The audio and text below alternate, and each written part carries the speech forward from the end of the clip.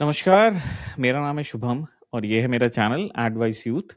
अम, ये चैनल में मैं अपने करियर के बारे में, अपने थॉट प्रोसेस, अपने मेंटल मॉडल्स, जो भी मैंने अपनी लाइफ में सीखा है इतनी दूर आने के लिए, उन सब चीज़ों को शेयर करता हूँ और एसेंशियली होप करता हूँ कि जो लोग ये सुन रहे हों, उन्हें भी ये वापस लेसन्स अपने आप ना लर्न करने पड़ें और मेरी चॉइसेस से, मेरे करियर से सीख सकें कुछ। तो होपफुली आपको भी कुछ सीखने को मिलेगा। अगर आपको ये अच्छा लगता है तो प्लीज़ चैनल को सब्सक्राइब करें, लाइक करें, शेयर करें।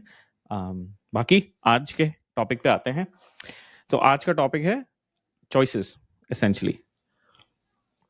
तो बात करते हैं कि एसेंशियली हमारी लाइफ में चॉइसेस का रोल क्या होता है? क्यों क्यों इतना इम्पोर्टेंट है कि हम अपने डिसीजन मेकिंग जो है उसके बारे में कॉन्शियसली सोचें और लाइफ की जो चॉइसेस हैं उनके बारे में भी कॉन्शियसली सोचें और बहुत सोच समझ के छोटी छोटी चॉइसेस भी लें।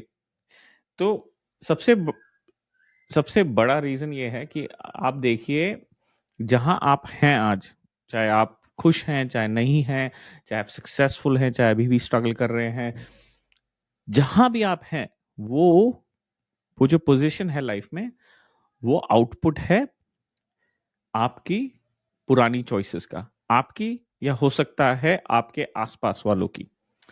तो इसलिए कंपाउंडिंग जो होती है चॉइसेस की, वो बहुत दूर तक इम्पैक्ट करती है और हमारी life at any given point in time, जो हमारी लाइफ का रिजल्ट होता है, वो हमारी पुरानी चॉइसेस के क्यूमुलेटिव, मतलब एक एक सार का जो जुड़ने के बाद, सारी चॉइसेस के जुड़ने के बाद जो रिजल्ट होता है, वो हमारी लाइफ होती है।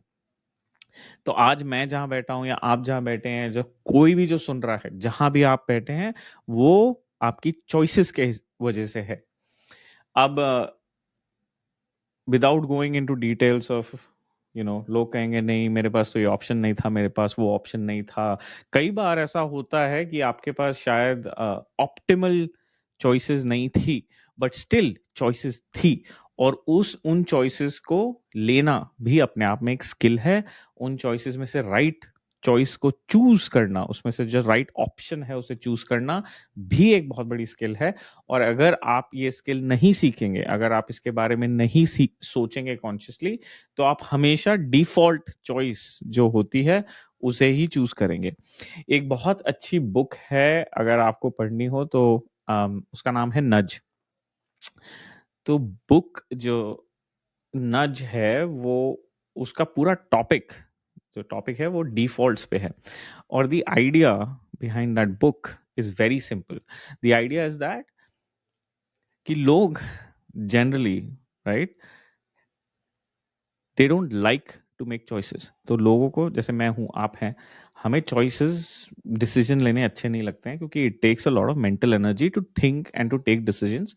तो हम सब डिफॉल्ट चॉइसेस मोस्ट लाइकली जो है वो वही रखते हैं। हम जो डिफॉल्ट चॉइसेस हमें दी गई हैं, जो भी हमें पूछ रहा है क्वेश्चन, अगर वो हमें कुछ डिफॉल्ट दे रहा है तो मोस्ट लाइकली हम उसे ही रखेंगे। और वो बुक में इस बात पे बहुत इम्पोर्टेंस दी गई है कि इसी रीजन की वजह से डिफॉल्ट चॉइसेस की बहुत बड़ी इम्पोर्टेंस है हमारे लाइफ में। तो कमिंग बैक, मेरा पॉइंट ये था कि अगर आप नहीं सोचेंगे कॉन्शियसली, अगर आप सब कॉन्शियसली डिसीजंस लेंगे, तो आप भी इन्हीं डिफॉल्ट चॉइसेस में अटक के रह जाएंगे। तो क्वेश्चन ये है कि फिर जो ये चॉइसेस हैं, ये जो हम डिसीजंस ले रहे हैं, या जो भी हमारा आउटपुट आ रहा है इन डिसीजंस की वजह से, उसमें हम यूजुअली जो है आसान तरीका क्यों ढूंढते हैं? क्यों हमें ऐसा लगता है कि या तो डिफॉल्ट चॉइस सबसे आसान तरीका होता है, ठीक है, क्योंकि आपको कोई डिसीजन नहीं लेना पड़ा, आपके ऊपर जो है कोई ओनस नहीं था डिसीजन लेने की। तो इसीलिए लोग सबसे आसान तरीका ढूंढने की कोशिश करते हैं, जो ऑप्शंस होते हैं आपके सामने। अब उसमें भी देखिए, एक चीज नोटिस करेंगे आप, क्यों डिफॉल्ट इतने इंपॉर्टेंट होते हैं? तो तीन रीजंस जो मुझे लगता है डिफॉल्ट लोग चूज करते हैं।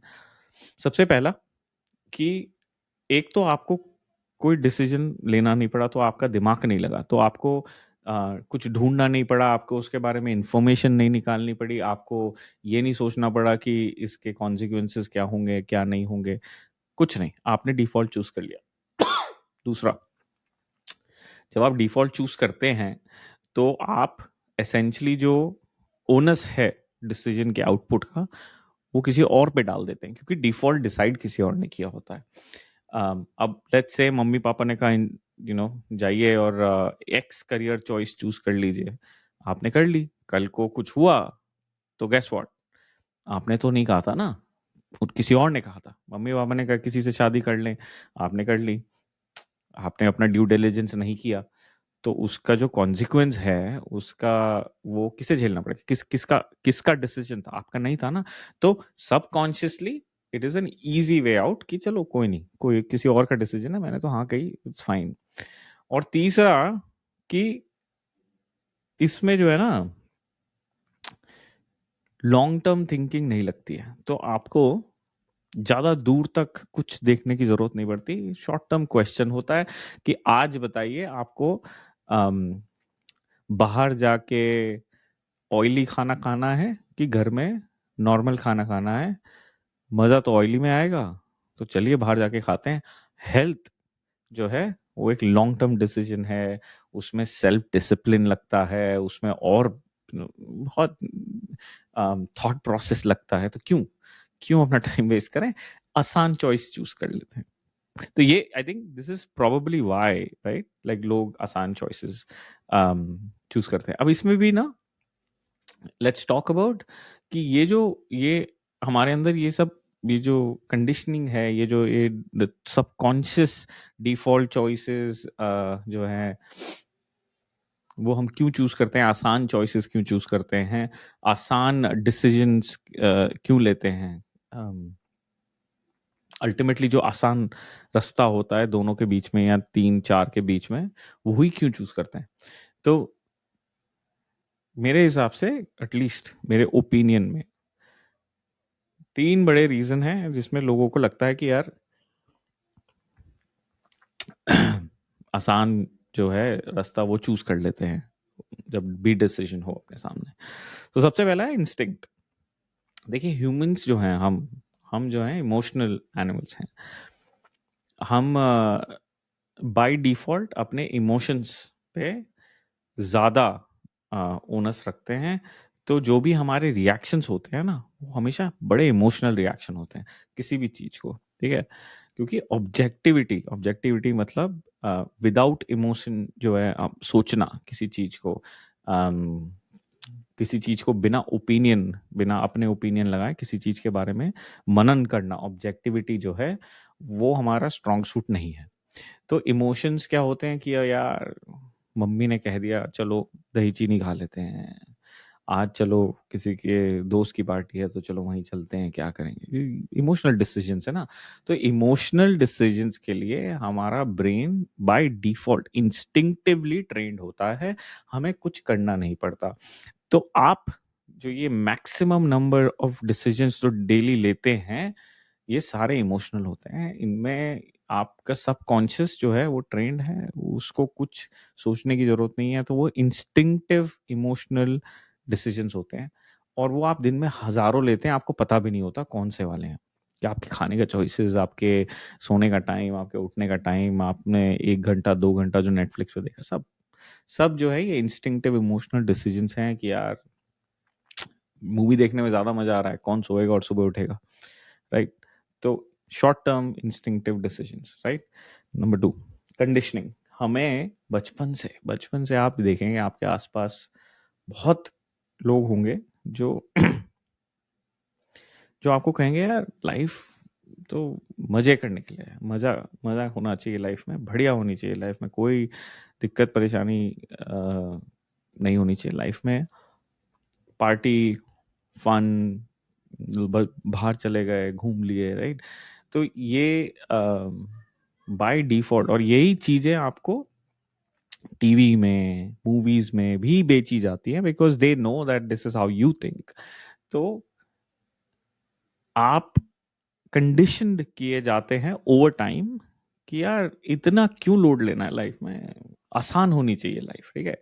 ये समहाउ हमें बता दिया जाता है कि लाइफ तो इज ग्लाइडिंग पाथ, राइट। कोई कोई पर प्रॉब्लम नहीं है, हमेशा हैप्पी एंडिंग है लाइफ में, कोई टेंशन नहीं है, कुछ नहीं। एक बार 12th कर लो सब बढ़िया रहेगा, एक बार 12th के बाद कॉलेज कर लो बढ़िया होगा, इंजीनियर बन जाओ सब बढ़िया होगा। और इससे गलत बात ना कोई किसी को सिखा ही नहीं सकता है, ठीक है। Life is opposite, life is hard, it is very very very hard. It is hard even when you have everything, ठीक है। um, और life is about humbly going through those obstacles, being able to work through them, ठीक है। वही life है। Life is not easy, it is not suppose to be easy. Life ये हमें सिखाया गया है, हमें कंडीशन किया गया फॉर सम रीजन कि लाइफ होनी चाहिए आसान, तो वो एक्सपेक्टेशन ही ये सेट हो जाती है, ठीक है। और तीसरा इज सोशल प्रेशर। जब आप कुछ करने जाएंगे ना किसी दिन जो अलग होगा, हटके होगा, हार्ड होगा, तो आपके आसपास वाले वही लोग जो आप जिनके साथ आपने अपने आप को कंडीशन किया था, जिन्होंने आपको कंडीशन किया था, वही लोग बिठा के आपको एक बहुत बड़ा लेक्चर देंगे कि क्या, क्यों क्यों करना है, आसान चीजें चूज करो, क्यों आपको अपनी कंपनी खोलनी है, बढ़िया जॉब है, क्या 45-50 लाख पर एनम मिल रहा है, सब बढ़िया चल रहा है, क्यों छोड़ के जाना है, राइट।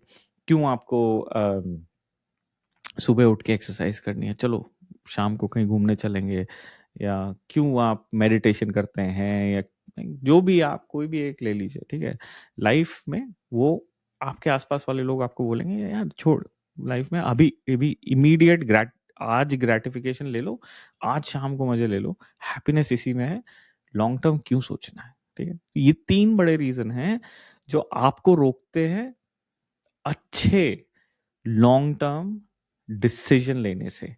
और इन तीन जो ये तीन मैंने बताए हैं, जब तक आप इनका इनको सॉल्व नहीं करेंगे ना, इनका कुछ तोड़ नहीं निकालेंगे, तो आप इसी साइकिल में फंसे रहेंगे, इसी cycle of bad decisions. It might not be bad decisions, it might be a cycle of default and easy decisions, right. तो आप डिफॉल्ट चॉइस जो है वही चेक करते रहेंगे, और वही साइकिल चलता रहेगा, वो कभी ब्रेक नहीं होगा, और आप उससे बाहर नहीं निकल पाएंगे। एक एग्जाम्पल मैं देता हूँ आपके, मार्केटर्स कैसे आपके जो ये डिफॉल्ट इजी चॉइस है ना, इसको यूज करते हैं। कभी आपने सुना है किसी ने जाके जो ये जिम का मेंबरशिप, या जो आप मैगजीन्स की मेंबरशिप आती थी, कभी किसी ने कैंसिल करते देखा है आपने? किसी को कैंसिल करते ही नहीं है लोग। लोग, आप मैगजीन छोड़िए, लोग नेटफ्लिक्स, हुलू, फलाना ढिमकाना, 5 और हॉटस्टार वगैरह सब ले लेंगे, देखते नहीं है, ले लेंगे। लेकिन बाय डिफॉल्ट जो रिन्यूअल होता है ना, उसको कैंसिल करने के लिए आपको इतना एफर्ट लगता है कि आप जाओगे वहां पे, आपको डिसीजन लेना पड़ेगा, फिर आप सोचोगे कि यार छोड़, कौन, मैं तो देख लूंगा, क्या पता मैं कल देख लूं, क्या पता 2 हफ्ते बाद देख लूं। तो उसका फायदा जो ये ऑटो रिन्यूअल होता है, this is a product decision, it's a psychological decision, this is why auto renewal. अगर वो आपसे हर महीने पूछेगा ना, तो वेरी हाई लाइक्लीहुड आप कह दोगे यार छोड़, नहीं दे रहा पैसे। अगर वो बाय डिफॉल्ट लगा देगा, बोलेगा आपको टेंशन लेने की जरूरत नहीं है, हर महीने आपके पैसे कट जाएंगे, $10 या व्हाटएवर, इंडिया में ₹1000 आपके बैंक से कट जाएंगे, कोई लोड नहीं है कि आपको कभी वापस आने की जरूरत नहीं है। आप पासवर्ड भूल जाओगे, लेकिन आप वो पैसे देते रहोगे। तो ये this is how the world is using your inability to take hard, good, long term decisions.